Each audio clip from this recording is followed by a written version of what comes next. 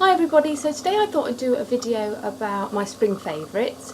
I was going to film it outside on the yard because it's such a beautiful day, but unfortunately it's just too bright. It's either in my eyes or the sun is in the camera, so I've come into the tack room instead, which is a little bit of a change of scenery, so that's good anyway, isn't it? I've got a few things I wanted to share with you today, but first just to let you know that I've started an Instagram, or set up an Instagram account, so if you want to follow me then it's Horse Life and Love, and I'm popping pictures on there sort of nearly, I'm trying to do one every day but not always. Anyway, so as I said, I've got a few things to share with you today. Some of them are things that are new this spring, as it were, or in the last few weeks. Some of it is stuff that I use in the spring every year, or find really useful in the spring every year. I've got a few things, not a huge number, so it's not going to take forever, this video. So the first thing I thought I'd start with is something which is new to me this spring, and is definitely a favourite, are the horse's new feed bowls. This is Fidget's green one, and I have done a blog review on these last week. I'm so pleased with them. They're so cheerful, and they made me think of spring anyway. Basil's got a blue one and Chesney's got a red one, and they're just really cheery first thing in the morning. Now it's light in the mornings, of course, when I get here to do the horses. It's lovely, but they're still really nice and cheerful. They're lasting well.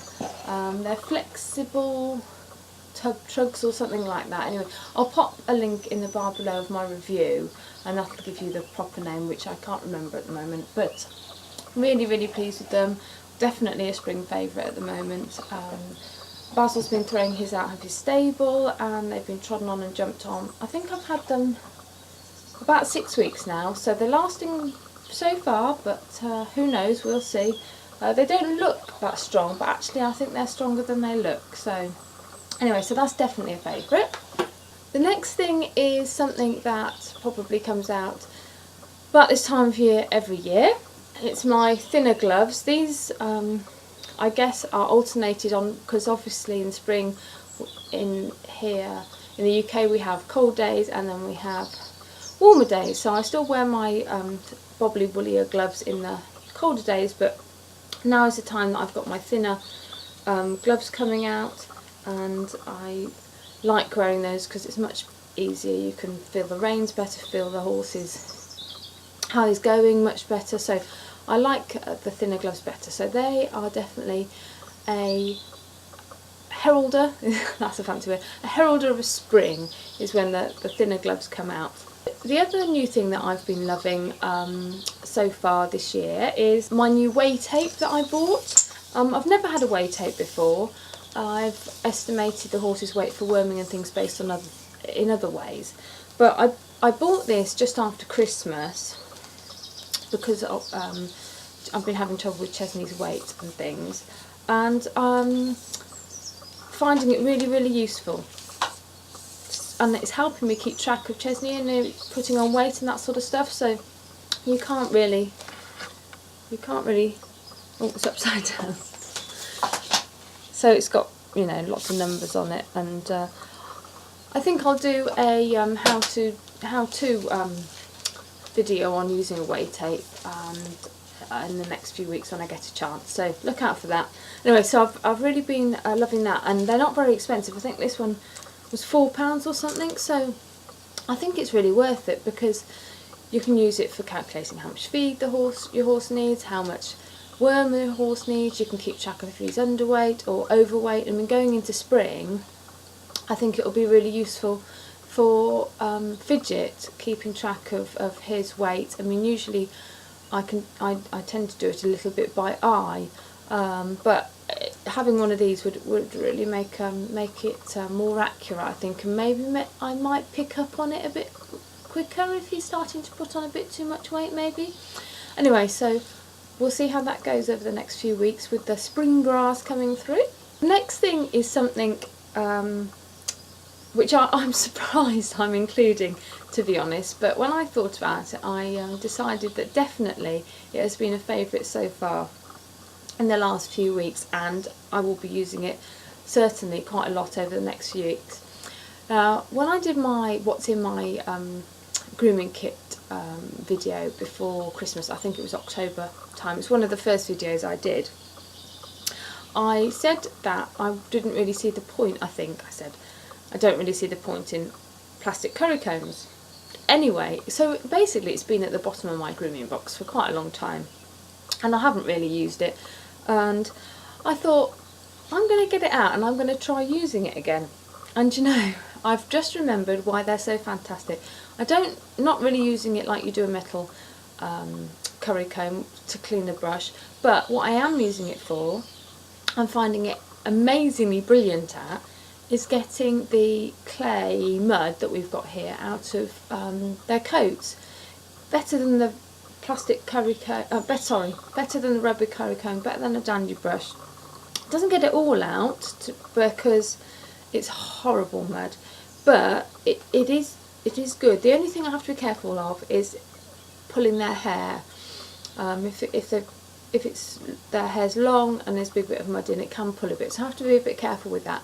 But sort of on Basil's clipped coat or Basil's short coat, it's really really doing that well. And now they're molting, I'm actually finding it really good for that as well, for helping get the hair out. So I'm really liking my plastic curry comb, so much so that I might have to buy another one, because I only actually have one, and really probably could do with one for Basil and one for Chesney. Anyway, we'll see.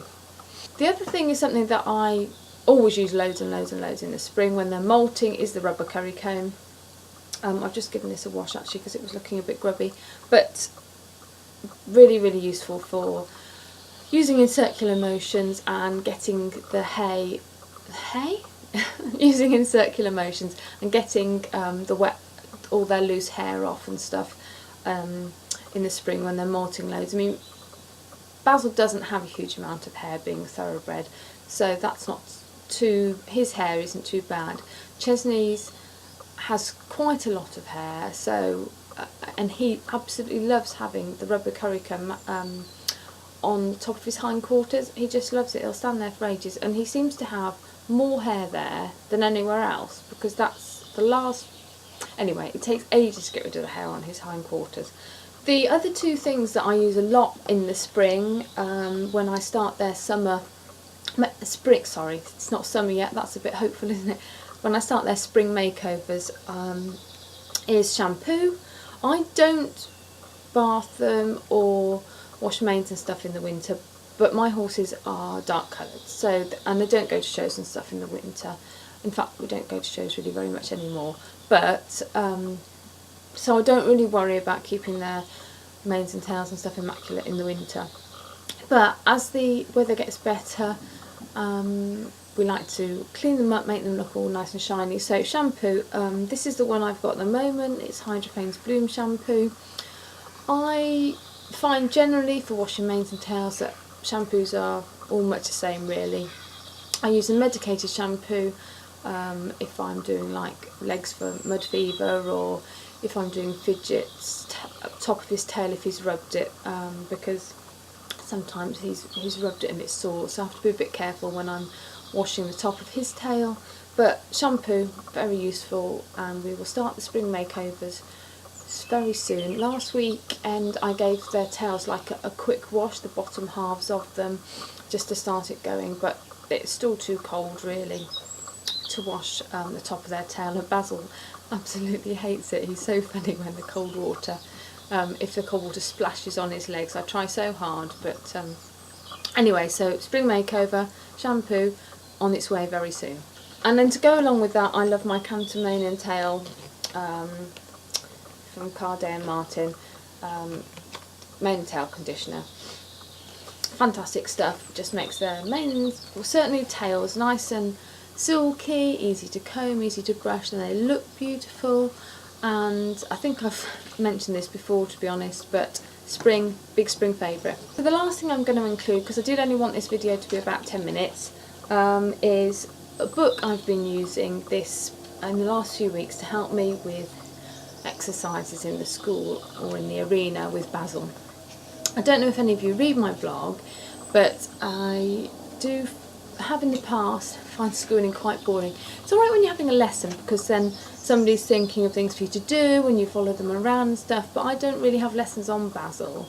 It's so expensive to get someone to come out. So I got a book, and to be honest, this isn't a new book, it's a few years old now, but I'm sure either you can get this one or you can get something similar now. Still, I got this one from the BHS bookshop, and it's called The Right Track. It is basically a book for riders and instructors. Obviously I'm not an instructor, and it's basically just got pictures, I'm not sure if you're going to be able to see, pictures of exercises in it, of things you can do, like different sort of, I don't think you're going to be able to see really in the light, circles and stuff, basically, and all sorts of, so you can do, like, some of them aren't applicable if you're on your own, but it does give you lots of different ideas of things to do with circles and turns, and to help your suppleness and help your transitions and help your balance and everything really. And it does, doing these things makes schooling more interesting, so that's definitely a favourite at the moment. I pick and choose the exercises a little bit and see what fits in with where Basil and I are at the time. We're having a bit of trouble with our breaks at the moment, or our trot is a little bit too fast. We need to balance it a bit more, but so some of the exercises she says doing trot we have to do in walk, but we're getting there. Anyway, that is definitely a spring favourite. So I hope you've enjoyed today's video and enjoyed finding out what my sort of spring favourites are at the moment. Some of them are old, as I said, some of them are new, and thanks for watching everybody, and if you enjoyed it, please subscribe and